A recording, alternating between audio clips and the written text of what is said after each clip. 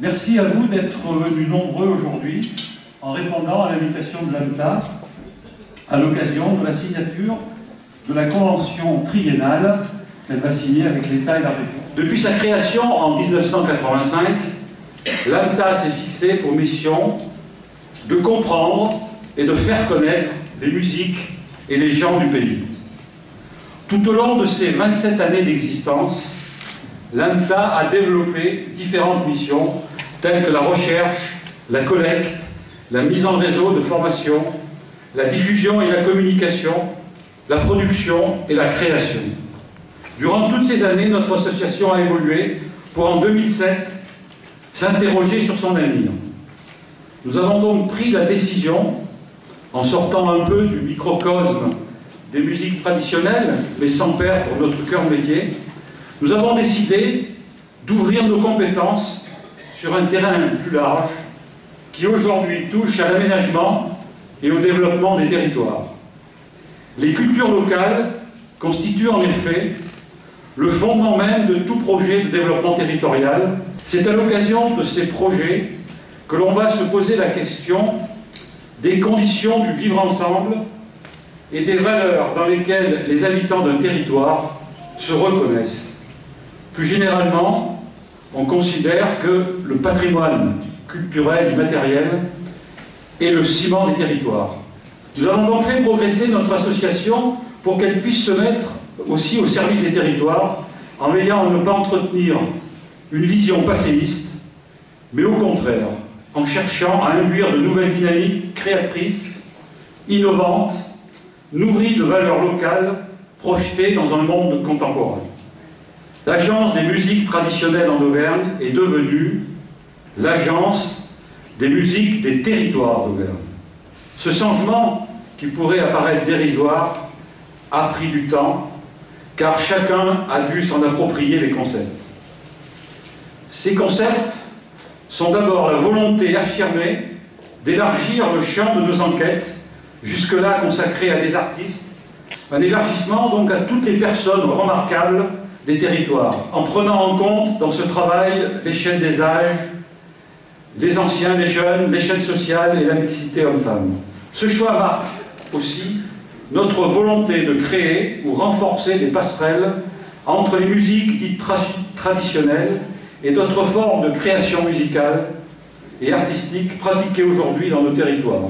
Nous sommes convaincus que le patrimoine culturel et matériel de l'Auvergne est un levier du développement et pour ce faire, nous nous employons pour que ce projet devienne une réalité tangible. Sans les gens, pas de culture, pas de paysage, pas de développement, pas d'aménagement, bref, pas d'avenir. Ainsi, les actions que l'on mène ont pour but de convaincre le plus grand nombre afin qu'ils aient le sentiment d'être pris en compte et que ceux qui désirent s'installer en Auvergne soient persuadés d'y être désirés et attendus.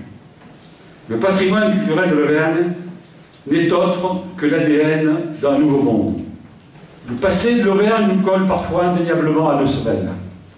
Mais nous faisons le pari que si nous parvenons à traiter avec audace et courage la notion complexe de l'identité, nous pourrions valoriser ce qui nous singularise. Il s'agit de donner à voir une image positive et dynamique, contemporaine, telle que nous souhaitons la partager. D'autres régions, je pense en particulier à la Bretagne, ont su porter cette dynamique et démontrer que l'identité singulière d'un territoire pouvait être synonyme d'ouverture au monde et non de repli sur soi. Soyons citoyens du monde, mais soyons aussi de quelque part, et en l'occurrence, ce quelque part n'est autre que l'Auvergne. Alors vous avez parlé de M. Jean Erard. Jean n'est pas là, mais Jean il avait compris quelque chose d'important pour cette ville lorsqu'il a accueilli l'AMTA, même si le projet était porté par des gens comme André, José, qui étaient attachés à ce territoire. Lorsqu'il a accueilli l'AMTA, ça rentrait dans une politique plus large pour Jean Erard. Il avait de cette ville une ville d'art et d'histoire. Il a constitué un fonds ancien à la bibliothèque, il était attaché, il avait compris très tôt que notre mémoire, le patrimoine, c'était un outil important pour construire non seulement l'identité d'un territoire, mais que c'était un véritable outil de développement. C'est pour moi un grand plaisir de partager ce moment avec vous. Moment certes formel, mais moment particulièrement important que celui de la signature officielle d'une convention entre le Conseil régional, l'État et l'Agence des musiques des territoires d'Auvergne. Cette convention triennale montre l'engagement du Conseil régional malgré les fortes contraintes budgétaires. Depuis sa création en 1985, vous l'avez rappelé, l'AMTA, qui est, rappelons-le aussi, qui a été le premier centre français consacré aux musiques et danses traditionnelles, a été financé par l'État et le Conseil régional pour ses activités relatives à la recherche et à la collecte de données issues de l'oralité, la transmission des savoirs et des savoir-faire, la diffusion de cette connaissance, la mise en réseau des acteurs, tant professionnels qu'amateurs, la création artistique à partir de ces matériaux et le développement de la facture instrumentale. Le bilan de ces 27 années maintenant est très positif et nous pouvons mesurer aujourd'hui l'importance de ces pratiques dans la société et également l'activité et l'emploi qu'elles ont généré. L'AMTA contribue au lien social, vous l'avez souligné, Monsieur le Président, en particulier sur les aspects intergénérationnels et interculturels. Ces activités constituent un formidable capital en perpétuelle évolution, mis à la disposition de la population et des nouveaux arrivants. Ce qu'il convient de dire et de redire, c'est que le patrimoine culturel immatériel est porteur de dynamisme et s'inscrit dans le quotidien. Collecté pour partager, porter à connaissance pour comprendre son histoire, sa région, se les réapproprier pour en être fier, créer à partir de ce matériau vivant, tout ceci contribue largement aux objectifs que nous nous sommes fixés pour faire de l'Auvergne une région où la solidarité n'est pas qu'un mot. Donc si j'avais un message à faire passer ce soir, indépendamment de répéter ce que vous avez déjà tous entendu, j'aimerais que ce qu'on a dit sur l'AMTA, ce qu'on a dit sur le rôle de la culture en Auvergne, soit quelque chose de partagé très très largement. Passons aux actes. Voilà, passons aux actes. Et je suis très heureux que la petite table qu'on a amenée devant la scène soit le témoin d'un événement que je ne qualifierais pas forcément d'historique, mais quand même d'un grand événement. Parce que c'est une association donc il y a 27 ans. Ces abattoirs vont voir non pas une renaissance, mais la confirmation d'un engagement qui, je crois, ne s'était jamais traduit par une convention de ce genre.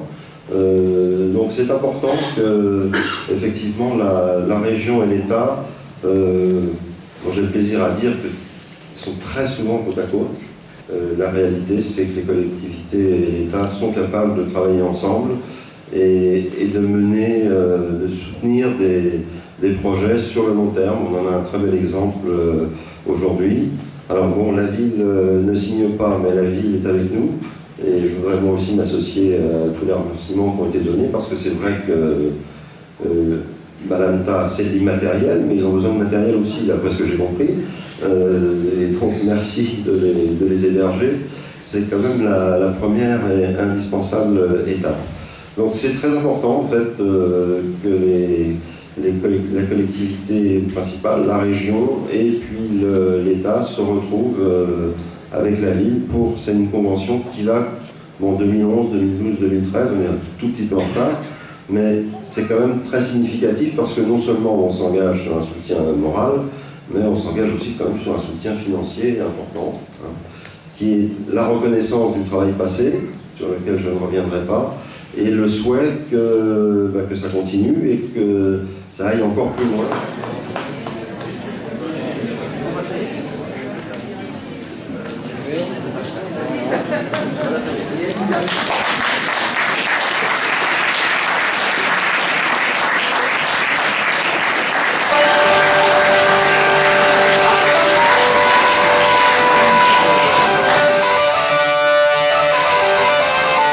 Il y a une distorsion, hein, je veux dire. On se prend pour une illusion, vous savez, mais il arrive à se laisser. Sauf qu'il joue mieux que lui.